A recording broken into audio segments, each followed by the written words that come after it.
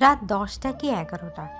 নদীর ওপর নির্মাণাধীন ব্রিজের কিনারে দাঁড়িয়ে আছে আরশি।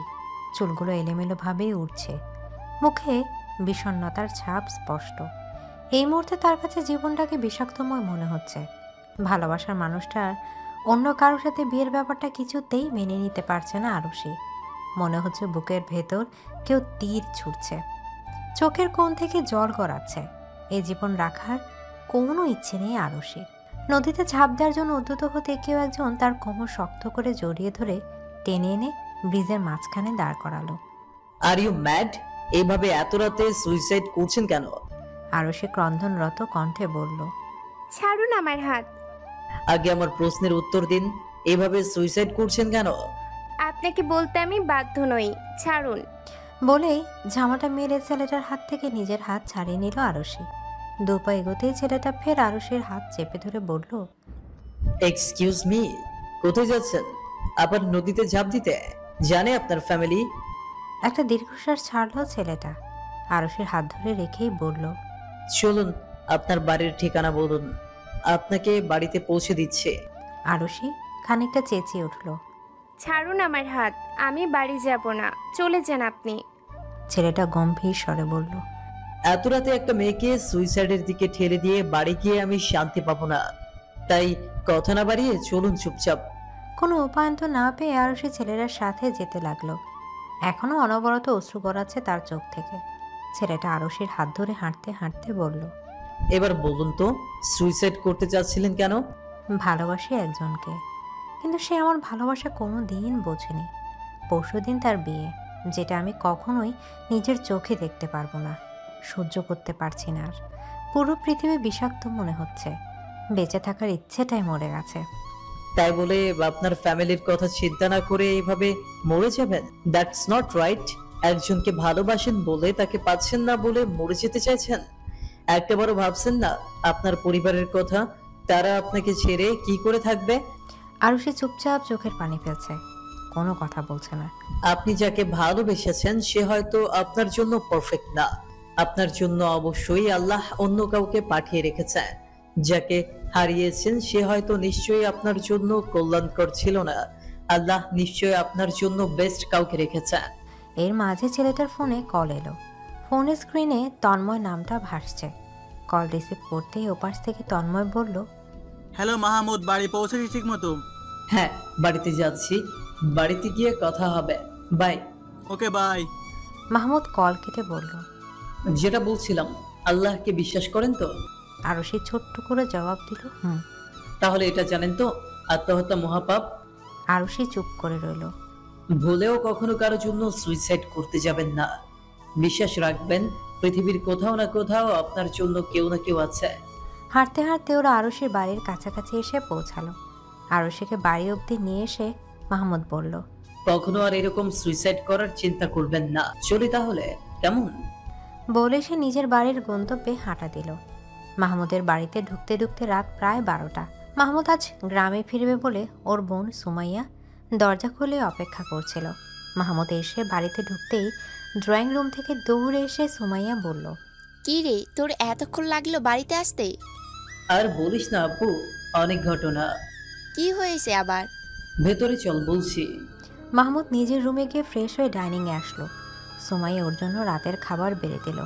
মাহমুদ চেয়ার টেনে বসতে বসতে বলল, মা বাবা কি ঘুমিয়ে গেছে? হুম।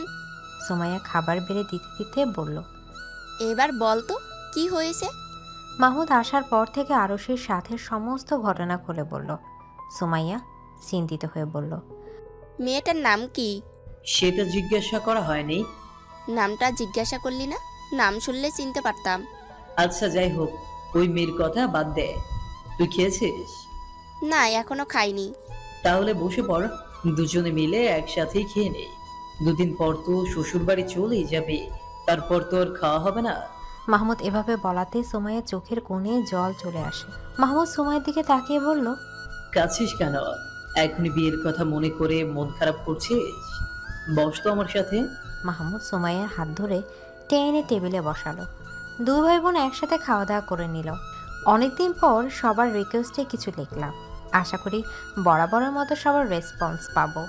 এদিকে আজকে সুমাইয়ার গায়ে হলুদ। বাড়ি ভর্তি মেহমান। ওর কাজিন নাবিলা আর মামা আরও বেশ কয়েকদিন আগেই চলে এসেছে। নাবিলা আর সুমাইয়া সমবয়সী। নাবিলার ছোট বোন মাওয়া। তবে তিনজনেরই বন্ডিং বেশ। সুমাইয়ার হলুদ থেকে বিয়ে সব কিছুতেই ওর বাবা বেশ ধুমধাম করে আয়োজন করেছে। একমাত্র মেয়ের বিয়ে বলে কথা। গ্রামের সবাইকে নেমন্তন্ন করা হয়েছে। সন্ধ্যা থেকে হলুদের অনুষ্ঠান শুরু। আরশি পরিবার সবাই এসেছে, শুধু আরশি বাদে। আরশিকে না দেখে মামা উঠে গিয়ে আরশির মাকে জিজ্ঞেস করলো, কি ব্যাপার আন্টি, আর সে এখনো আসলো না? আসলে ওর নাকি শরীরটা তেমন ভালো না, তাই আসেনি। বলে মন খারাপ করে মামা চলে গেল। মামা আর আরশি বেস্ট ফ্রেন্ড। ওরা একই সাথে একই কলেজে পড়ে। আরশি আজকে এখানে না আসায় মামার মনটা খারাপ হয়ে গেল। একে একে সবাই মিলে সুমাইয়াকে গায়ে হলুদ দিতে লাগলো। সুমাইয়া গায়ে হলুদের সাজ তুলতে গিয়ে ভাবলো একেবারে শাওয়ার নিয়ে বেরোবে। শাওয়ার নিয়ে এসে ওর এখন বেশ ঠান্ডা লাগছে। তোয়ালা দিয়ে চুল মুছতে মুছতে ড্রেসিং টেবিলের সামনে বসলো। কাল বিয়ের কথা মনে হতে খানিকটা লজ্জা আর ভালো লাগা এসে ওকে ঘিরে ধরলো। পছন্দের মানুষটার সাথে বিয়ে হচ্ছে, যাকে চেয়েছিল তাকেই পেতে চলেছে। বিয়ে করে কাল নতুন আরেকটা বাড়িতে যাবে, নতুন সব মানুষজনের সাথে থাকতে হবে। এসব ভাবতে অন্যরকম অনুভূতিরা ওকে ঘিরে ধরেছে। চুল মুছে তোয়ালিটা বারান্দায় মেলে দিয়ে লাইট অফ করে বিছানায় এসে শুয়ে পড়ল সে। ভোরবেলা পুকুর পাড়ে উদাসীন হয়ে বসে আছে আরশি। চোখের কোণ থেকে অনবরত জল গড়াচ্ছে। সারা রাত ঘুম হয়নি তার। ভালোবাসার মানুষটার আজকে বিয়ে, এটা ভাবতেই যেন ভিতরটা দুমড়ে মুচড়ে যাচ্ছে। কিছুতেই মেনে নিতে পারছে না সে। গ্রামের ধান ক্ষেতের আইল ধরে হাঁটছে মাহমুদ। গ্রামে আসা হয় না তেমন একটা তার। শহরেই সে আর তন্ময় পড়াশোনা করে। আসলে একসাথে দুজনেই গ্রামে আসে। ভোরে দুজনে একসাথে হাঁটতে বের হওয়ার কথা ছিল, কিন্তু তন্ময় ঘুমের কারণে উঠে আসতে পারেনি। তাই মাহমুদ একাই বের হয়। হাঁটতে হাঁটতে পুকুর পাড়ে এসে আরশিকে দেখে খানিকটা এগিয়ে আসে। পাশে দাঁড়িয়ে বলে, গুড মর্নিং। বুঝতে পারি। আরশি চোখ মুছে মাথা তুলে তাকায়। খানিকটা হাসার চেষ্টা করে বলে, হুম। মাহমুদ আরশির পাশে বসে পড়ে, বলে, আজকেও তার কথা মনে করে কাঁদছিলেন? আরশি চোখের পানি ভালোভাবে মোছার চেষ্টা করে কাঁপা কাঁপা গলায় বলল, কই না না না তো। আচ্ছা, সে যাই হোক, সেদিন তো আপনার সঙ্গে পরিচয়ই হয়নি, নামটাও জানা হয়নি। নাম কি আপনার? আরুষি। ও, নাইস নেম। প্রত্যুত্তরে আরশি কিছু বলল না। বেশ কিছুক্ষণ নীরবতায় কেটে যায়। নীরবতা ভেঙে আরশি প্রথম বলে, আপনাকে তো আগে গ্রামে দেখিনি, বেড়াতে এসেছেন নাকি? তেমনটাই বলতে পারেন। আবার নিজ বাড়িতে এক দুদিনের থাকাটা বেড়ানোই বলা যায়। এখানে আপনার বাড়ি? তবে থাকা হয় না এখানে। আমি আর আমার এক ফ্রেন্ড শহরে থেকেই পড়াশোনা করি। ও আচ্ছা। বেশ কিছুক্ষণ কথা হয় ওদের। উঠে আসার আগে মাহমুদ বলে, কাল তো আপনাকে আমার বোনের গায়ে হলুদে দেখলাম না, আজ কিন্তু বিয়েতে আসতেই হবে। অবশ্যই আসবেন কিন্তু। আরশি অবাকের চরম পর্যায়ে চলে গেল। অবাক হওয়া কণ্ঠে বলল, মানে সুমাইয়া আপু আপনার বোন? বোনের বিয়ের জন্যই মূলত গ্রামে আসা। আরশি ছোট্ট করে জবাব দিল, ও আচ্ছা, উঠি আমি। আসবেন কিন্তু আজ। মাহমুদ চলে গেল। আরশির মনটা আবারও বিষাদে ভরে উঠল। যাকে ভালোবাসে তার বিয়েতে যাবে কি করে? চোখের সামনে ভালোবাসার মানুষটার বিয়ে তো সে সহ্য করতে পারবে না। তন্ময় বেশ খুশিতে আছে ভাইয়ের বিয়ে নিয়ে। আজকে ওর বড় ভাই রাজুর বিয়ে সুমাইয়ার সাথে। তন্ময় আর মাহমুদ ছোটবেলা থেকে বেস্ট ফ্রেন্ড, তাই মাহমুদের বাড়িতে যাওয়া আসা প্রায়ই হতো। তাই সুমাইয়ার সাথেও তন্ময়ের বেশ ভালো সম্পর্ক। রাজু অনেক আগে থেকে সুমাইয়াকে ভালোবাসতো, তাই সোজা বিয়ের প্রস্তাব নিয়েই সুমাইয়াদের বাড়ি গিয়েছে। সুমাইয়া নিজেও পছন্দ করতো রাজুকে। এদিকে রাজুরা সবাই চলে এসেছে। কিছুক্ষণের মধ্যে ওদের বিয়ের কার্যক্রম সম্পন্ন হবে। সুমাইয়াকে দুটো মেয়ে পার্লার থেকে এসে সাজিয়ে দিয়ে গেছে। নিজের রুমে বসেছিল সুমাইয়া আর ওর কাজিনরা। সুমাইয়ার আম্মু এসে ওদেরকে ড্রয়িং রুমে আসতে বলে। ওর কাজিনরা ওকে নিয়ে ড্রয়িং রুমে নিয়ে যায়। রাজুর পাশে নিয়ে ওকে বসায়। লজ্জায় আড়ষ্ট হয়ে বসে আছে সুমাইয়া। কেমন যেন লজ্জা লাগছে তার।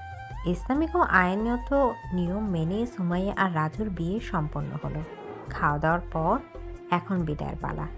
যতই পছন্দের মানুষকে বিয়ে করুক, তবু সারা জীবনের জন্য বাবার বাড়ি ছেড়ে যেতে কষ্ট তো হবেই। সুমাইয়া ওর বাবা মা সবাইকে জড়িয়ে ধরে কাঁদছে। যাওয়ার আগে আশপাশে তাকিয়ে মাহমুদকে দেখতে না পেয়ে সুমাইয়া দৌড়ে যায় মাহমুদের রুমে।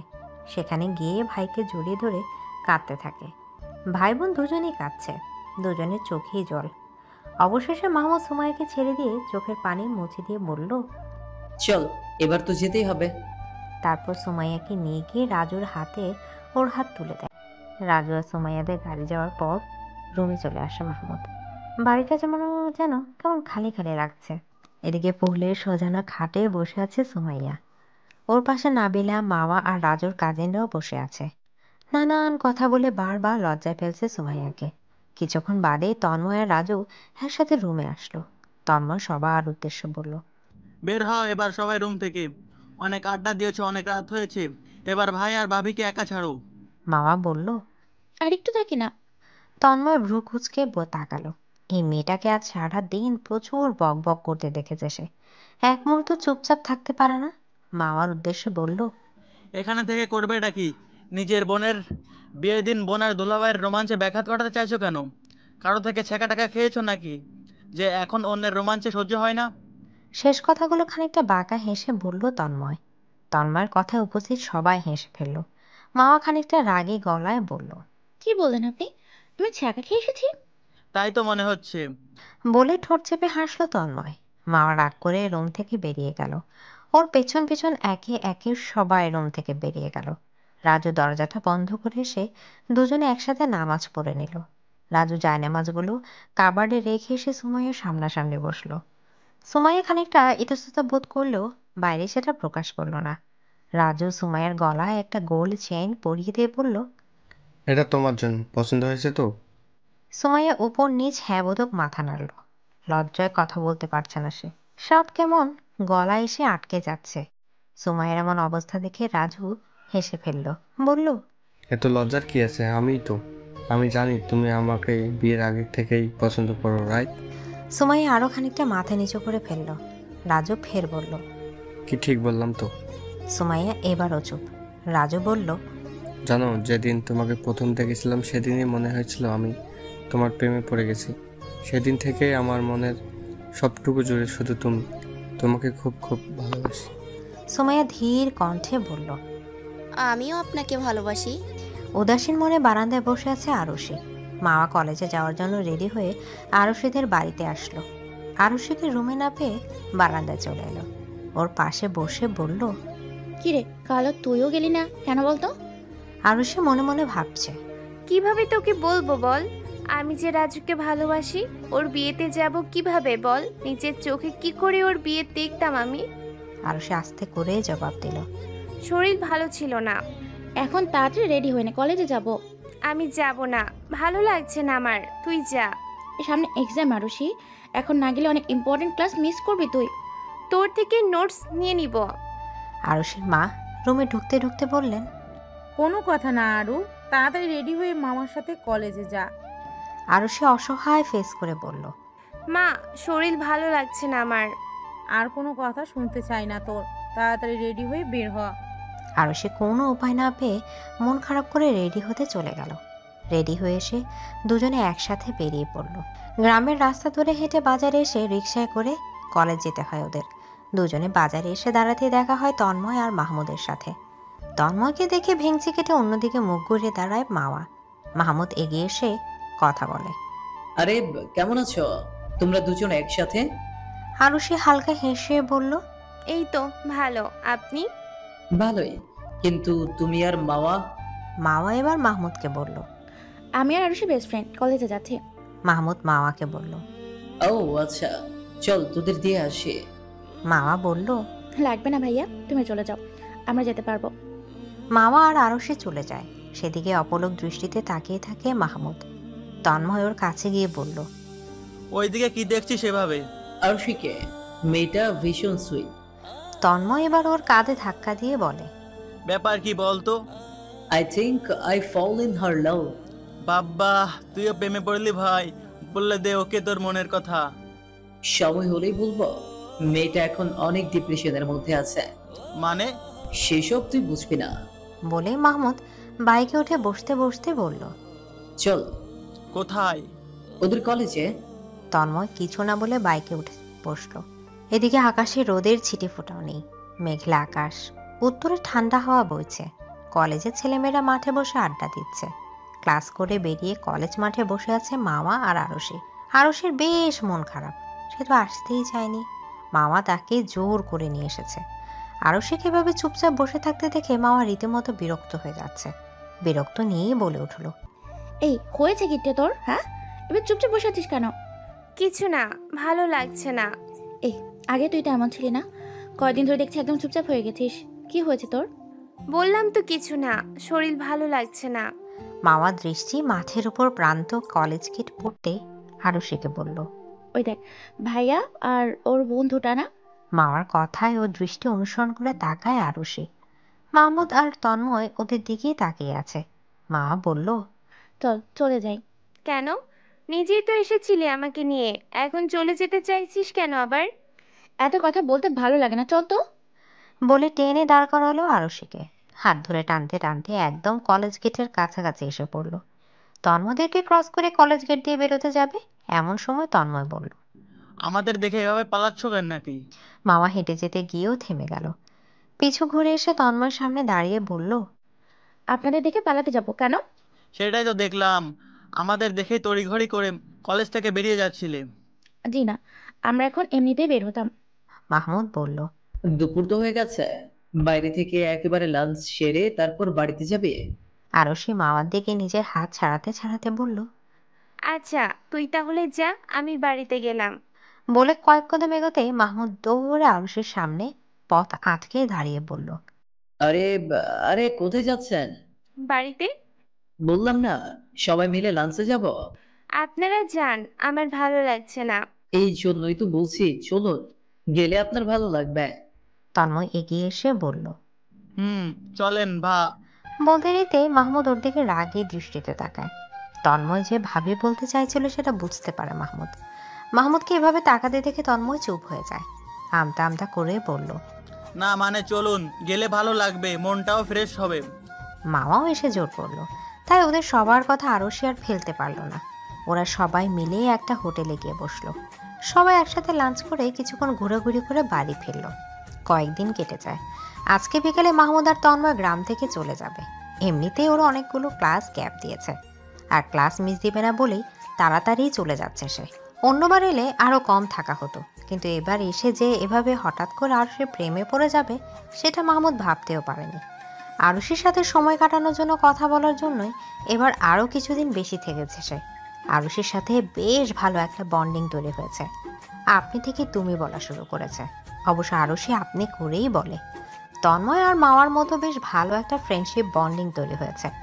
পরন্ত বিকেল, সূর্যের তেমন তেজ নেই, উত্তরে ঠান্ডা হাওয়া বইছে। আরুষিও রুমের বারান্দায় চাদর গায়ে জড়িয়ে বসে বসে বই পড়ছিল। মাওয়া দৌড়ে এসে বলল, ভাইয়ারা চলে যাচ্ছে, দেখা করতে চাই তোর সাথে। প্রথমে আলসেমিতে যেতে ইচ্ছে না করলেও কিছু একটা ভেবে উঠে দাঁড়ালো আরশি। গায়ে ভালোভাবে চাদর জড়িয়ে মাওয়ার সাথে বেরিয়ে এলো। ওদের বাড়ি থেকে সামান্য দূরে আম গাছের নিচে ব্যাগ কাঁধে বেরিয়ে আছে মাহমুদ আর তন্ময়। ওরা দুজন এগিয়ে যেতে মাহমুদ বলল, চলে যাচ্ছে, সাবধানে থেকো আর নিজের খেয়াল রেখো। কবে আসবেন? জানি না, আসছি, বাই। তন্ময় বলল। আসছি, ভালো থাকো তোমরা। মাহমুদ ততক্ষণে কয়েক কদম এগিয়ে গেছে। পেছন ফিরে তন্ময়কে বলল, আয়, দেরি হয়ে যাচ্ছে আমাদের। তন্ময় আসছে বলে ওদের থেকে বিদায় নিয়ে চলে গেল। গ্রাম থেকে কিছুটা দূরে শহরের দিকে ঘুরতে এসেছে সুমাইয়া আর রাজু। একান্তে নিজেদের মতো করে একটু সময় কাটাবে, ঘুরবে বলে আবদার করেছিল সুমাইয়া। তাই রাজুকে ঘুরতে নিয়ে এসেছে। রাস্তার হেডলাইটের আলোয় ফুটপাথ ধরে হাঁটছে দুজন। রাজুর হাতে সুমাইয়ের হাত মুঠো করে ধরা। দুজন হেঁটে চলেছে। শীতের সন্ধ্যায় শহরের পরিবেশটা অন্যরকম। গ্রামে একরূপ, শহরে আরেক। এভাবে প্রিয় মানুষের হাতে হাত রেখে হাঁটতে বেশ লাগছে সুমাইয়ার। মাথার উপর খোলা আকাশ, প্রকৃতির হিমশীতল হাওয়া আর ভালোবাসার মানুষের হাতে হাত ধরে হাঁটা, আর কি চাই। কেমন লেগেছে অবশ্যই মন্তব্য জানাবেন কমেন্ট বক্সে। সুমাইয়া আজকে রাজুর পছন্দের বিরিয়ানি রান্না করেছে। শ্বশুরবাড়িতে এটাই ওর প্রথম রান্না। যদিও বাড়িতে খুব বেশি লোক নেই, তবুও রান্না ঠিকঠাক হবে কিনা এটা নিয়ে একটু চিন্তায় আছে। যতই হোক শ্বশুরবাড়ির লোকেদের খাওয়াবে, একটু এদিক ওদিক যেন না হয়, তাই খুব মনোযোগ দিয়ে রান্না করছে সে। রান্না শেষে সবার জন্য নিজেই খাবার পরিবেশন করলো সুমাইয়া। ওর শ্বশুরবাড়ির সবাই রান্নায় বেশ প্রশংসা করলো। একটু স্বস্তির নিঃশ্বাস ফেলল সে। যাক, রান্নাটা ঠিকঠাক মতো করতে পেরেছে সে। সন্ধ্যাবেলা সুমাইয়া আর ওর ননদ তাহা দুজনে বসে বসে টিভি দেখছিল। এমন সময় কলিং বেল বেজে ওঠে। তাহা বলল, ভাবি তুমি বসো, আমি দেখছি। তাহাকে দরজা খুলতে নাবিলা আর মামাকে দেখে ভীষণ খুশি হয়ে বলল, তোমরা এসেছো, দারুণ মজা হবে আজকে, জমিয়ে আড্ডা দিতে পারবো। রাজুর মা রুম থেকে বেরোতে বেরোতে বলল। কে এসেছে রে তাহা? বলেই ড্রয়িং রুমে এসে নাবিলা আর মামাকে দেখে তিনিও ভীষণ খুশি হন। এগিয়ে এসে বলেন, আরে তোমরা কেমন আছো? নাবিলা আর মামা ওনাকে সালাম দিয়ে বলল, আলহামদুলিল্লাহ আন্টি, আপনি কেমন আছেন? এই তো আলহামদুলিল্লাহ। দাঁড়িয়ে আছো কেন? বসো বসো। আরে আন্টি, ব্যস্ত হবেন না। তোমরা গল্প করো, আমি তোমাদের জন্য নাস্তা নিয়ে আসছি। সুমাইয়া, নাবিলা, মামা, তাহা ওরা সবাই মিলে একসাথে ঝুমিয়ে আড্ডা দিতে লাগলো। আরও সে শুয়ে শুয়ে ফোন দেখছে। এমন সময় অন্য একটা নাম্বার থেকে মেসেজ আসে। এত রাতে মেসেজ? কৌতূহল নিয়ে মেসেজটা ওপেন করে সে। মেসেজটা একটা চিঠির মতো করে লেখা। কেমন আছো? শরীর মন ঠিক আছে তো? মন ভালো না থাকলেও ভালো রাখার চেষ্টা করবে, কেমন? কারোর জন্য নিজের জীবনটা নষ্ট করার চিন্তা ভুলেও করবে না কিন্তু। যাকে ভালোবাসতে সে তোমার হয়নি এটা ভেবে উল্টো পাল্টা কাজ করতে যাবে না একদম। তুমি লাইফে আরো ভালো কাউকে ডিজার্ভ করো। সে তোমাকে ভীষণ ভালোবাসবে, ভীষণ হ্যাপি রাখবে। দেখো, নিজের খেয়াল রেখো, যত্ন নিও। এটি তোমার চেনা জানার মধ্যেই কেউ। মেসেজটা পড়ে একটু ভাবতে বুঝতে পারলো এটা মাহমুদ ছাড়া কেউ হবে না, কারণ ওর ব্যাপারে এসব শুধু মাহমুদই জানে। আরও বেশ কয়েকবার মেসেজে চোখ বোলালো। শিওর হওয়ার জন্য নাম্বারে ডায়াল করলো সে। 2-3 বার রিং হতে রিসিভ করলো মাহমুদ। আরও সে বলল, আপনি মাহমুদ, তাই না? মাহমুদ হেসে ফেলল। বুঝে ফেললি তাহলে? না বোঝার কি আছে, আপনি ছাড়া আমার ব্যাপারে আর কেই বা এত সব জানে? তবে 1 মিনিট, আমার নাম্বার পেয়েছেন কোথায়? তোমার বেস্ট ফ্রেন্ড যে আমার কাজিন, সেটা কি ভুলে গেছো? মামা দিয়েছে? হুম, মাওয়ার থেকেই নিয়েছে। ও আচ্ছা। যেগুলো মেসেজে বলেছি সেগুলো মনে থাকবে তো? হুম। আচ্ছা, গুড নাইট। কাল এক্সাম আছে, দোয়া করো আমার জন্য। গুড নাইট, রাখছি। বলে কল কেটে দিল আরুষি। নিজের অজান্তে ঠোঁটের কোণে হাসি ফুটে উঠল। মানুষটা কি সুন্দর বুঝে থাকে, কি সুন্দর করে সব কিছু বুঝায়, সাপোর্ট দেয়। ছেলেটার সাথে কথা বলে মনটাও হালকা লাগে আরুষির। ফোনটা পাশে রেখে কম্বল গায়ে জড়িয়ে শুয়ে পড়ল সে। গ্রামে ভীষণ ঠান্ডা। সন্ধ্যা নামতে না নামতেই চারিদিকে কুয়াশায় ঢেকে যায়, আর রাত বাড়তে বাড়তে ঠান্ডা আরও বাড়তে থাকে। কম্বল জড়িয়ে শুয়ে পড়তে ঘুমের দেশে তলিয়ে যায় আরুষি। বেশ কয়েক মাস পর আজ গ্রামে ফিরেছে মাহমুদ, তন্ময় দুজনেই। মাহমুদ ঠিক করেছে গ্রামে ফিরে এবার সে আরুষিকে তার মনের কথা জানাবে। এতদিনে কথা বলতে বলতে এটুকু বুঝতে পেরেছে যে মেয়েটা সেই ডিপ্রেশন থেকে কিছুটা হলেও মুভ অন করতে পেরেছে। সেবার ব্রিজের উপর থেকে যখন আরুষিকে টেনে নামিয়ে এনেছিল, তখন তার সেই বিষণ্ণ কান্না ভেজা মুখশ্রীতিকে তাকে কেমন একটা অদ্ভুত মায়া জন্মেছিল তার প্রতি। আর সেই মায়ার প্রেমেই পড়ে যায় মাহমুদ। তার জীবনের এই হঠাৎ প্রেমের আগমনের কথাগুলোই বাসে বসে বসে ভাবছে মাহমুদ। কখনো এত তাড়াতাড়ি বাড়ি ফেরা হয় না তার। এবার আরুষিকে দেখার জন্যই তাড়াতাড়ি ফিরেছে সে। আরুষির কথা ভেবে ভেবে মুচকি হাসছে মাহমুদ। তন্ময় বলল, ভাবির কথা ভাবছিস নিশ্চয়ই? আচ্ছা, রাজি হবে হয়তো। এতদিনে কথা বলতে বলতে যা বুঝেছি, আরো সেও আমার প্রতি কিছু তো ফিল করে। নয়তো মাওয়ার থেকে যা শুনলাম, ও কখনোই কোনো ছেলেদের সাথে কথা বলে না। সে জায়গায় আমার সাথে বেশ স্বাচ্ছন্দ্যেই কথা বলে। তাহলে তো তোর লাইন ক্লিয়ার ভাই। আমার লাইনটা কবে সেটিং হবে বল? মাহমুদ ভ্রু কুচকে তাকে বলল, তোর লাইন মানে? তুই আবার কাকে ভালোবাসিস? আগে বল, শোনার পর কোনো রিয়েক্ট করবি না। রিয়েক্ট করবো কেন? বল। না থাক। থাকবে কেন? এখনই বল। আবার কি গোলমাল পাকিয়েছিস তুই? আমি মামাকে ভালোবাসি। বলতে মাহমুদ বেশ সিরিয়াস ভঙ্গিতে রেগে তাকালো ওর দিকে। তন্ময়ের ফেস ততক্ষণে চুপসে গেছে। তন্ময়ের এমন চুপসে যাওয়া চেহারাটার দিকে তাকে হো হো করে হেসে ফেলল মাহমুদ। আমার এক্সপ্রেশন দেখে তোর এই অবস্থা? তো মাওয়ার বাবাকে বলবি কি করে ওনার মেয়েকে যে তুই ভালোবাসিস? উনি কিন্তু ভীষণ রাগে। প্লিজ তুই একটু ম্যানেজ করে নিস ভাই। আচ্ছা, দেখা যাক। দেখা যাক না, বল ম্যানেজ করবি? আচ্ছা ভাই, করব। এদিকে বাড়ির সদর দরজায় কড়াঘাতে ড্রয়িং রুমে লাইট জ্বালিয়ে দরজার কাছে আসেন মাহমুদের মা। এত রাতে কে এলো আবার ভেবেই জিজ্ঞেস করলো। কে? মাহমুদ বলল, মা আমি। মাহমুদের গলার স্বরে উনি বেশ অবাক হন। দরজা খুলে চোখের সামনে সত্যি সত্যি মাহমুদকে দেখে বলেন, তুই এসেছিস এত তাড়াতাড়ি? আমাকে কি এখানেই দাঁড় করিয়ে রাখবে? উনি দরজা থেকে সরে দাঁড়িয়ে বললেন, না, ভেতরে আয়। মাহমুদ বলল, অবাক হয়েছ? হবেই তো, এমনিতেই তো 1000 বার বললেও বছরের আগে আসিস না। কোনো কাজে এসেছিস নাকি? নিজের বাড়িতে আসতেও কি কারণ লাগে? কোনো দরকার ছাড়া তো আসিস না। এখন থেকে মনে হচ্ছে বাড়িতে আসতে হলেও কৈফিয়ত দিতে হবে। হাত মুখ ধুয়ে জামা কাপড় পাল্টে আয়, খাবার বাড়ছি। খেয়ে এসেছি আমি, ভীষণ টায়ার্ড হয়ে আছি, রুমে গেলাম। বলে কাঁধের ব্যাগ নিয়ে নিজের রুমে চলে যায় মাহমুদ। উনিও ড্রয়িং রুমের লাইট নিভে নিজের রুমে চলে গেলেন। সকালবেলা মাহমুদ তন্ময়দের বাড়িতে যায়। দুজনে ড্রয়িং রুমে সোফায় বসে আড্ডা দিতে ব্যস্ত। নিজের রুম থেকে বেরিয়ে কিচেনে যাওয়ার সময় ড্রয়িং রুমে মাহমুদ আর তন্ময়কে বসে থাকতে দেখে নিজের চোখকেই যেন বিশ্বাস করতে পারে না সুমাইয়া। ওদের কাছে এসে বলে, তোরা কখন এলি? তন্ময় বলল, কাল রাতে এসেছি আমরা। তুমি তোমার রুমে ছিলে বলে আমাকে দেখোনি ভাবি। সুমাইয়া মাহমুদের পাশে বসে বলল, তা কি মনে করে এত তাড়াতাড়ি গ্রামে ফেরা দুজনে? তন্ময় বলল, সেটা তোমার ভাইকে জিজ্ঞেস করো ভাবি। সুমাইয়া মাহমুদকে বলল, কি ব্যাপার বলতো? গ্রামে কারো প্রেমে টেমে পড়লি নাকি? তন্ময় বলল, হোয়াট অ্যাগেস ভাবি, একদম ঠিক ধরেছো। তোমার ভাই তার প্রিয়তমার থেকে আর দূরে থাকতে পারছে না, তাই তো কাল দৌড়ে উড়ে চলে এসেছে তাকে দেখতে। মাহমুদ রাগী দৃষ্টিতে তাকায় তন্ময়ের দিকে। তন্ময় বলল, এভাবে তাকাচ্ছিলি কেন? যা সত্যি তাই বল। সুমাইয়া মাহমুদকে বলল, তা কে সে? তন্ময় এত কিছু বলে দেওয়াতে তন্ময়ের পিঠে কয়েকটা কিল ঘষে বসিয়ে দেয় মাহমুদ। তন্ময় রুম থেকে দৌড়ে বেরিয়ে যেতে যেতে বলল, বলে দে ভাবি, কে সে? কে কে সে? Who is she? বলে হাসতে হাসতে বেরিয়ে যায় তন্ময়। সুমাইয়া বলল, তো বল, হু ইজ সি? মাহমুদ বলল, উফ আপু, তুইও না। আহা, বল না নামটা, কি আছে এতে? আরুষিকে ভালোবাসি আমি। কবে থেকে চলছে? ওকে এখনো বলেনি। কি বলিসনি এখনো? না, তবে আজকেই ওকে বলবো।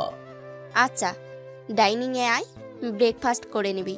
ব্রেকফাস্ট শেষে তন্ময় মাহমুদ দুজনেই নিজেদের বাইক নিয়ে বেরিয়ে পড়ে গন্তব্যে আরুষিদের কলেজ। কলেজে ঢুকে মাঠের একপাশে বাইক নিয়ে দাঁড়ায় দুজন। ক্লাস শেষে আরুষি আর মাওয়া একসাথে বের হলো। তন্ময় আর মাহমুদ হঠাৎ করে ওদের সামনে এসে দাঁড়ালো। দুজনেই বেশ অবাক হলো। মাওয়া অবাক হওয়া কণ্ঠে বলল, তোমরা? মাহমুদ বলল, দেখতে তো পাচ্ছিস, আমরা আবার জিজ্ঞেস করছিস কেন? না মানে তোমরা তো এত তাড়াতাড়ি কখনো আসো না। তন্ময় বলল, এবার এলাম, কোনো সমস্যা আছে? না, আমাদের সমস্যা থাকবে কেন? তোমাদের বাড়ি, তোমরা যখন খুশি আসতে পারো। মাহমুদ বলল, কথা পরে বলিস তোরা, আগে চল। মাওয়া বলল, কোথায়? চল, গেলেই দেখতে পাবি। তন্ময় আর মাহমুদের পেছন পেছন মাওয়া আর আরশিও গেল। ওরা দুজনে বাইকে উঠে বসলো। মাওয়া আর আরশি দ্বিধায় পড়ে গেল, কে কার বাইকে বসবে। মাহমুদ বলল, তোমাদেরকে কি বাইকে উঠে বসার জন্য আলাদা করে ইনভাইটেশন কার্ড দিতে হবে? উঠে বসো দুজনেই। মাওয়া বলল, কোথায় বসবো? তুই তন্ময়ের সাথে যা। ওর সাথে? কেন, কোনো প্রবলেম? না, যাচ্ছি। বলে মাওয়া গিয়ে তন্ময়ের সাথে বাইকে উঠে বসলো। মাহমুদ এবার আরশিকে বলল, কি হলো, ওঠো। আরশি গিয়ে সবাইকে বসতেই মাহমুদ আর তন্ময় বাইক স্টার্ট দিল। মাওয়া তন্ময়কে বলল, কোথায় যাচ্ছি আমরা? জানি না, আপাতত মাহমুদ যেখানে যাচ্ছে সেখানেই ওদের সাথে যাচ্ছি। মাওয়া আর কথা বাড়ালো না। ঘন্টা দেড়েক পর ওরা প্রায় শহরের কাছাকাছি একটা ক্যাফেতে এসে পৌঁছালো। ক্যাফেতে ঢুকে আরশি আর মাওয়া দুজনে বেশ অবাক হয়ে গেল, কারণ ক্যাফেতে ওরা ছাড়া আর কেউ নেই। পুরো ক্যাফেটা বেশ সুন্দর করে সাজানো। মাহমুদ তন্ময়কে আলাদা ডেকে নিয়ে বলল, আজকে মাওকে প্রপোজ করে দিস। আমাদের সুন্দর একটা মোমেন্টস ক্রিয়েট করার জন্যই এত সব অ্যারেঞ্জ করেছি। ও যদি রিয়েক্ট করে? করবে না বলছিস? মাহমুদ আর তন্ময় দুজনে হাতে গোলাপ নিয়ে এগিয়ে এসে আরশি আর মাওয়ার সামনে হাঁটু কেড়ে বসলো। আরশি আর মাওয়া দুজনে বেশ অবাক হয়ে একে অপরের মুখ চাওয়াচাই করলো। কি হতে যাচ্ছে কিছুটা হলেও দুজন আন্দাজ করতে পারছে। মাহমুদ আর তন্ময় দুজনেই আরশি আর মাওয়ার দিকে ফুল এগিয়ে দিয়ে বলল, will you marry me? Will you marry me? ওদের থেকে একসাথে এভাবে প্রপোজাল পেয়ে আরশি আর মাওয়া আরও এক ধাপ অবাক হলো। মাহমুদ আর তন্ময় দুজনই ওদের উত্তরের অপেক্ষায় তাকিয়ে আছে। Response please and happy reading everyone. Yes I will. মাওয়ার থেকে এই উত্তর তন্ময়ের প্রত্যাশা ছিল না। ভেবেছিল মাওয়া রিয়েক্ট করবে। তন্ময় ঠোঁটে হাসি ফুটে উঠল, উচ্ছ্বাসিত হয়ে বলল, সত্যি তুমি রাজি? মাওয়া তন্ময়ের হাত থেকে গোলাপ নিয়ে বলল, সত্যি। আরশি তখনও চুপচাপ। কি বলবে বা কি বলা উচিত ভেবে পাচ্ছে না সে তো একজনকে ভালোবাসে, অবশ্য তাকে পাওয়াটা এখন অসম্ভব। আরশি ভেবে চলেছে মাহমুদের প্রথম দিনের বলা কথাগুলো। বারংবার মাথায় সেই কথাগুলি ঘুরপাক খাচ্ছে। মাহমুদ এখনও তার উত্তরের অপেক্ষায় সেভাবে বসে আছে।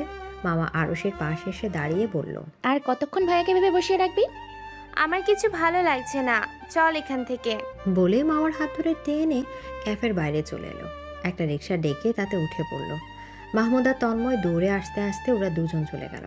তন্ময় বলল, এটা কি হলো? মাহমুদ কিছু না বলে বাইকে বসে বাইক স্টার্ট দিয়ে চলে গেল। তন্ময় দৌড়ে গিয়ে নিজের বাইক স্টার্ট দিতে দিতে বলল, আরে তোরা সবাই আমাকে ফেলে যাচ্ছিস কোথায়? রিক্সা ছুটে চলেছে ওদের গ্রামের দিকে। উদাসীনভাবে রিক্সায় বসে আছে আরশি। মামা বলল, ওভাবে ওখান থেকে চলে এলি কেন? ভাইয়া কি তোর পছন্দ নয়? শেষ প্রান্তে যাওয়ার দিকে তাকালো আরশি। ছোট্ট করে জবাব দিল, জানি না। আচ্ছা, তুই কি কাউকে ভালোবাসিস? না। আমার ভাইটা কিন্তু খারাপ না, ওকে দেখে যা বুঝলাম তোকে ভীষণ ভালোবাসে। এত তাড়াতাড়ি কেনই বা ভাইয়া গ্রামে আসে না? তোর জন্য এবার তাড়াতাড়ি এসেছে, কত সুন্দর করে আমাদের সারপ্রাইজ দিয়েছে, শুধুমাত্র তোকে ভালোবাসে বলে। তুই ভাইয়াকে অ্যাকসেপ্ট করতে পারিস? আরশি বেশ কিছুক্ষণ মামার কথাগুলো নিয়ে ভাবলো, বলল, বাড়ি গিয়ে ভেবে জানাবো। আচ্ছা ঠিক আছে, সে না হয় তুই ভেবেই জানাস, কিন্তু উত্তরটা যেন হ্যাঁ হয়। দেখা যাক। বাড়ি এসে পৌঁছালো ওরা। মামা যাওয়ার সময় বলল, টাটা, যাচ্ছি, গুড নিউজের অপেক্ষায় থাকবো। সারা রাত ধরে এই ব্যাপারটা নিয়েই ভাবলো আরশি। কিছুতেই ওর ঘুম আসছে না। অনেক চিন্তা ভাবনার পর ভাবলো কাল দেখা করবে মাহমুদের সাথে। টেক্সট করলো মাহমুদের নাম্বারে, কাল ভোরবেলা নদীর পাড়ে আসবেন, কথা আছে। মেসেজ টোন বেজে উঠতে মাহমুদ ফোন হাতে নিয়ে মেসেজ চেক করলো। মেসেজটা পড়ে ভাবতে লাগলো, কি বলবে আরুষি? ও কি তাহলে রাজি? এসব ভাবতে ভাবতে ঘুমিয়ে পড়ল মাহমুদ। ভোরবেলা নদীর সেই ব্রিজের উপর দাঁড়িয়ে অপেক্ষা করছে মাহমুদ। চারদিক কুয়াশার চাদরে আবৃত, হিমশীতল হাওয়া বয়ে যাচ্ছে। খানিক বাদেই আরশি এলো, পাশাপাশি এসে দাঁড়ালো। মাহমুদের দৃষ্টি নদীর পানিতে নিবদ্ধ। সেদিকে তাকাতেই বলল, কি বলবে বলো? এত তাড়া কিসের আপনার? নাকি রেগে আছেন আমার উপর? রেগে থাকবো কেন? তোমার উপর রাগ দেখানোর কোনো অধিকার কি আমার আছে? যদি বলি আজ থেকে অধিকার আছে। মাহমুদ এবার ঘুরে দাঁড়ালো, আরশির দিকে তাকিয়ে বলল, মজা করছো? মজা কেন করতে যাব? মাহমুদ আর কিছু বলল না। আরশি কিছুক্ষণ চুপ থেকে হঠাৎ করে বলে উঠল, আমি রাজি। মাহমুদ এবারও কিছু বলল না। আরশি মাহমুদকে নিজের দিকে ঘুরিয়ে বলল, কি বললাম শুনতে পেয়েছেন? মাহমুদ শুনেছি ঠিকই, কিন্তু মুখে বলল, হুম, শুনতে পাইনি, আবার বলো। বলেছি যে আপনি কি বিয়ে করতে আমি রাজি। তাহলে কালো ভাবে চলে এসেছিলে কেন? বাড়ি এসে সবটা ভেবে তবেই ডিসিশন নিয়েছি। বুঝলাম। হাঁটবেন? হাঁটা যায়। দুজনে পাশাপাশি ব্রিজের উপর দিয়ে হাঁটছে। এই ব্রিজে ওদের প্রথম দেখা। তখন দুজনের কাছে দুজনে ছিল অচেনা অজানা, আর আজ দুজনেই একে অপরের সাথে সারা জীবন থাকার সিদ্ধান্ত নিচ্ছে। নাবিলার বিয়ে ঠিক হয়েছে পারিবারিকভাবে। ছেলে শহরের হাসপাতালের ডাক্তার, তাই তার ফ্যামিলি সহ তারা সেখানেই থাকে। আজকে নাবিলাকে দেখতে এসে ছেলের বেশ পছন্দ হয়েছে। তার সামনের সপ্তাহে বিয়ের ডেট ফিক্সড হয়ে গেছে। মাওয়া কলেজ শেষে তন্ময়ের সাথে কিছুক্ষণ ঘোরাঘুরি করে বাড়ি ফিরতে ফিরতে বিকেল হয়ে যায়। বাড়িতে ফিরে নাবিলার বিয়ের খবর শুনে দৌড়ে নাবিলার রুমে যায়। পেছন থেকে জড়িয়ে ধরে বলে, আপু আমি ভীষণ খুশি, ভীষণ ভীষণ এক্সাইটেড। তোর বিয়ে ঠিক হয়েছে? তা আমাদের হবুদুল্লাহ ভাইয়ের নাম কি? তামিম। ঘুম থেকে উঠে মাওয়া মাথাটা গরম হয়ে গেছে। ওকে নাকি এখন ছেলেপক্ষের সামনে শাড়ি পরে তৈরি হয়ে যেতে হবে। নাবিলা ওকে বারবার তাড়া দিচ্ছে। এক প্রকার বিরক্ত হয়ে শাড়ি পরে ড্রয়িং রুমে যায় সে। সামনে বসে থাকা ছেলে আর তার পরিবারের দিকে তাকাতেই 440 ভোল্টের শক খায় ও। তন্ময় আর ওর ফ্যামিলির সবাই এসেছে। তন্ময়ের ফ্যামিলির সবাই ও মাওয়াকে পছন্দ হয়েছে। ওদের বিয়ের ডেট ও নাবিলার বিয়ের দিনই ফিক্সড হয়েছে। এদিকে মাহমুদ ওর ফ্যামিলি নিয়ে আরশির বাড়িতে বিয়ের প্রস্তাব নিয়ে যায়। আরশির বাবা প্রথমে এত তাড়াতাড়ি মেয়েকে বিয়ে দিতে রাজি না হলেও পরে রাজি হন। মাহমুদের ফ্যামিলির অনুরোধে ওদের বিয়েও একই দিনে ঠিক করা হয়। মূলত এটা মাহমুদেরই প্ল্যান। যখন শুনেছিল নাবিলার বিয়ে ঠিক হয়েছে তখনই প্ল্যান করেছে ওদের ফ্যামিলিকে মানিয়ে তিনজনেই বিয়ের একদিনই ঠিক করবে চলবে। কেমন লাগলো অবশ্যই মন্তব্য করে জানাতে ভুলবেন না। আপনাদের সবার দাওয়াত রইল ওদের বিয়েতে, সবাই গিফট নিয়ে চলে আসবেন কিন্তু। এদিকে সবার পরিবারের সম্মতিতেই ওদের গায়ে হলুদ, বিয়ে সমস্ত কিছুর আয়োজন গ্রামের একটি কমিউনিটি সেন্টারে একসাথেই করা হয়েছে। আরশি, মাওয়া আর নাবিলা তিনজনে একসাথে পার্লার থেকে সেজেছে। তিনজনকে হলুদের সাজে খুব সুন্দর লাগছে। সুমাইয়া ওদেরকে দেখে বলল, বাহ, খুব মিষ্টি লাগছে তিনজনকেই, একদম হলুদ পরি। মাওয়া আর নাবিলা তো সুমাইয়ার কাজিন, তাই সুমাইয়ার সাথে বন্ডিং বেশ ভালো ওদের। তবে আরশির সাথে খুব কমই কথা হয়েছে সুমাইয়ার, তাই আরশি একটু ইতস্তত বোধ করেছে। সুমাইয়া ওদের সাথে বেশ কিছুক্ষণ কথা বলে। হঠাৎ রাজুর দিকে আরশির দৃষ্টি পড়তেই আরশি তৎক্ষণাৎ চোখ সরিয়ে নেয়। সুমাইয়া ওদেরকে নিয়ে গিয়ে স্টেজে বসায়। সবাই এসে একে একে ওদেরকে হলুদ ছোঁয়ায়। হলুদের পর মেহেদির অনুষ্ঠান শুরু হয়। দুজন মেহেদি আর্টিস্টকে মাহমুদ বলে দিয়েছিল চলে আসতে। ওই মেয়ে দুজনেই একে একে ওদের সবাইকে মেহেদি পরিয়ে দিল। বেশ নাচ গান হই হুল্লোড় মিলিয়ে ওদের হলুদ সন্ধ্যা শেষ হলো। আরশি, মাওয়া আর নাবিলা তিনজনে খয়েরি রঙের ব্রাইডাল লেহেঙ্গায় সেজেছে। তিনজনকেই বেশ সুন্দর লাগছে। কিছুক্ষণ আগে ওদের বিয়ে পড়ানো হয়েছে। আইনত এবং ইসলামী নিয়ম অনুযায়ী আরশি অবশেষে মাহমুদের বউ হয়েই গেল। আরশি ভেবেছিল হয়তো কখনোই কাউকে আপন করে নিতে পারবে না, ভেবেছিল কখনো কাউকে ভালোবাসতে পারবে না। কিন্তু মাহমুদ তার জীবন আসার পর তার সব চিন্তা বদলে গিয়েছে। অল্প কয়েকদিনেই মাহমুদ তার মনের অনেকটা জুড়েই জায়গা করে নিয়েছে। সে জানে মানুষটা খুব ভালোবাসে তাকে। বিয়ের পর সবাই একসাথে সেলফি আর ছবি তুলতে ব্যস্ত। সবাই আনন্দে মেতে উঠেছে। মাহমুদ আর আরশি একে অপরের দিকে তাকালো। দুজনের ঠোঁটের কোণে হাসির রেখা ফুটে উঠেছে। তন্ময় ও মাওয়া নিজেদের মতো কাপল ফটোশ্যুট করতে ব্যস্ত। নাবিলা, তামিম, মাওয়া, তন্ময়, মাহমুদ, আরুষি, সুমাইয়া, রাজু সবাই একে অপরের পাশে দাঁড়িয়ে নিজেদের মতো আড্ডা আর ছবি তোলা ব্যস্ত। তাহা এগিয়ে ওদের সামনে মুখ ভার করে দাঁড়িয়ে রইল, বলল, সবাই কি সুন্দর একজন আরেকজনের পার্টনার হয়ে গেল, আর আমি একা এখনই সিঙ্গেলই রয়ে গেলাম। তাহার কথা সবাই হেসে উঠল। সুমাইয়া এগিয়ে এসে বলল, খুব তাড়াতাড়ি তোমার জন্যও পার্টনার খুঁজে দিব ননদিনী, তারপর আর সিঙ্গেল থাকতে হবে না। বিয়ের সমস্ত আনুষ্ঠানিকতা শেষ হওয়ার পর সবাই বাইরে বেরিয়ে যেতে শুরু করেছে। নাবিলাকে নিয়ে তামিমরাও এক্ষুনি বেরিয়ে পড়বে। শহরে যেতে যেতে অনেকটা সময়ের ব্যাপার তো, তাই নাবিলা আর মাওয়া দুজনকে জড়িয়ে ধরে কাঁদছে। কেউ কাউকে ছাড়ছে না। মাহমুদ আর তামিম এসে ওদের ছাড়িয়ে নিল। নাবিলা তামিমদের গাড়ি চলে যায়। তারপর মাওয়ার বাবা মা তন্ময়ের হাতে মাওয়ার হাত তুলে দেন। মাওয়াকে নিয়ে তন্ময়রাও চলে যায়। মাহমুদ আরশিরাও একে একে বেরিয়ে পড়ে। সবার বিদায়ের পর কমিউনিটি সেন্টারের আঙিনা যেন এক অদ্ভুত নিরাপত্তায় ছেয়ে গেল। চারপাশে ছড়িয়ে ছিটে থাকা ছোটোখাটো জিনিস গোছানোর দায়িত্বে ব্যস্ত কিছু লোক। অন্যদিকে মাহমুদ আরশি গাড়িতে চুপচাপ বসে আছে। গাড়ি চলতে শুরু করার পরও দুজনের মাঝে কোনো কথা হয়নি। গাড়ির জানালার বাইরে আরশিকে তাকিয়ে থাকতে দেখে মাহমুদ হঠাৎ বলল, কিসের এত চিন্তা করছো? আরশি একটু চমক তাকালো মাহমুদের দিকে, তারপর নরম স্বরে বলল, চিন্তা না, হঠাৎ সবকিছু এত দ্রুত হয়ে গেল যে মনে হচ্ছে যেন স্বপ্ন দেখছি। মাহমুদ মৃদু হেসে বলল, স্বপ্ন না, এটা আমাদের নতুন জীবনের শুরু। ইনশাআল্লাহ সব ঠিকঠাকই হবে। আরশি হাসল। দারুণ দেখালো সেই হাসি। তার মনের ভেতর এক ধরনের প্রশান্তি বয়ে গেল। মাহমুদ সত্যিই একজন ভালো মানুষ। তার এই নতুন জীবনের যাত্রা যেন আনন্দ আর ভালোবাসায় পূর্ণ হয়, এই আশাতেই মনের ভিতর আশার আলো জ্বলে উঠল আরশির। নাবিলা আর তামিম শহরের ফ্ল্যাটে এসে পৌঁছালো। দিনভর নানা আয়োজনের পর দুজনে বেশ ক্লান্ত, কিন্তু একসাথেই নতুন যাত্রার উত্তেজনা তাদের মনের গভীরে স্পষ্ট। রাতের খাবারের পর তামিম নিজের রুমে দরজা খুলে ভেতরে ঢুকেই মৃদু হেসে বলল, এটা আমাদের ছোট্ট পৃথিবী, কেমন লাগছে? নাবিলা চারপাশ তাকিয়ে দেখল। ফ্ল্যাটের ঘরগুলো বেশ গোছানো, সাজানো। বিছানার উপরে গোলাপের পাপড়ি ছড়িয়ে আছে।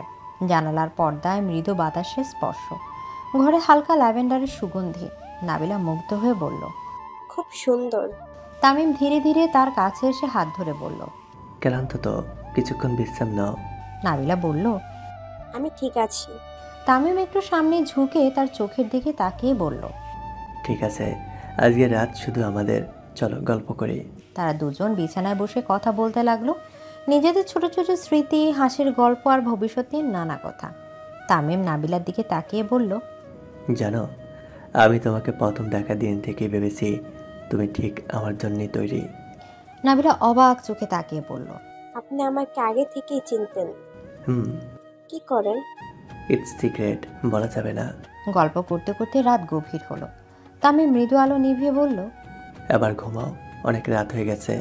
নাবিলা মাথা এলিয়ে সম্মতি জানালো। দুজনেই জানতো এই রাতটা তাদের জীবনে একটা নতুন অধ্যায়ের সূচনা। একে অপরের পাশে থাকার প্রতিশ্রুতি নিয়েই তারা এক নতুন ভোরের অপেক্ষায় থাকলো। তন্ময়ের ঘর ওর সব কাজিনরা মিলে সাজালো। মা আমাকে সুমাইয়া আর তাহা বসিয়ে রেখে গেছে। তন্ময় বাসর ঘরে প্রবেশ করলো। ঘরটি ফুল দিয়ে সজ্জিত, হালকা গোলাপি রঙের আলো যেন এক স্বপ্নময় পরিবেশ তৈরি করেছে। মামা একটু লজ্জায় নিচের দিকে তাকিয়ে বসে আছে। তন্ময় ধীরে ধীরে তার কাছে এসে বসলো, বলল, তোমার চোখে আজ সেই লজ্জা দেখছি যা হয়তো কখনো দেখিনি। মামা লজ্জায় মৃদু হাসলো। তন্ময় তার হাতে হাত রেখে বলল। মামা তার দিকে তাকিয়ে সম্মতিসূচক হাসি দিল। অন্যদিকে মাহমুদ আর আরুষি তাদের নতুন সাজানো ঘরে প্রবেশ করলো। ঘরে সাদা ফুলের সৌরভ, হালকা সুগন্ধি, মোমবাতির আলো যেন পুরো পরিবেশটাকে স্বর্গীয় করে তুলেছে। আরুষি একটু অপ্রস্তুত হয়ে দাঁড়িয়ে আছে। মাহমুদ তার দিকে এগিয়ে এসে বলল, এই লাজুক চেহারা আমার আরেকবার দেখা উচিত ছিল বিয়ের আগে। আরুষি লজ্জা পেল খানিকটা, মৃদু হেসে বলল, সবকিছু এত দ্রুত হলো যে বুঝতেই পারলাম না। মাহমুদ তার হাতটি ধরে পাশে বসিয়ে বলল, জীবনে কোনো কিছুই নিখুঁত হয় না, তবে আমরা একসাথে থাকলে সবকিছু নিখুঁত মনে হবে। আরুষি তার চোখে চোখ রাখলো। সেই মুহূর্তে তার মনে হলো এই মানুষটি তার জন্য সঠিক। সে সত্যিই ভালোবাসে তাকে এবং সারা জীবন তাকে ঠিক আগলে রাখতে পারবে। বাসরাতের এই মুহূর্তগুলো যেন প্রত্যেক নবদম্পতি জীবনে এক নতুন প্রতিশ্রুতি এবং ভালোবাসার বন্ধন দিয়ে ভরে উঠল। দূরের গ্রামের পুকুর পাড়ে জোনাকের আলো আর আকাশ ভরা পূর্ণিমা যেন এই নতুন শুরুর সাক্ষী হয়ে রইল। সমাপ্ত। অতঃপর এই গল্পেরও ইতি টানলাম। সবাই নিজেদের অনুভূতি জানিয়ে যাবেন। সবার থেকে গঠনমূলক মন্তব্য আশা করছি। প্রিয় দর্শক বৃন্দ, ভিডিওটি দেখার জন্য অনেক অনেক ধন্যবাদ। আমাদের এই ভিডিওটিতে একটি লাইক দিলে আর আমাদের এই ছোট্ট চ্যানেলটিকে সাবস্ক্রাইব করে আমাদেরকে সাপোর্ট করলে আমরা নতুন নতুন ভিডিও আপলোড করার অনুপ্রেরণা পাবো। আমাদের চ্যানেলটি সাবস্ক্রাইব করে আমাদের সাথে জুড়ে থাকুন এবং এইরকমই ভিডিও দেখতে থাকুন। ধন্যবাদ।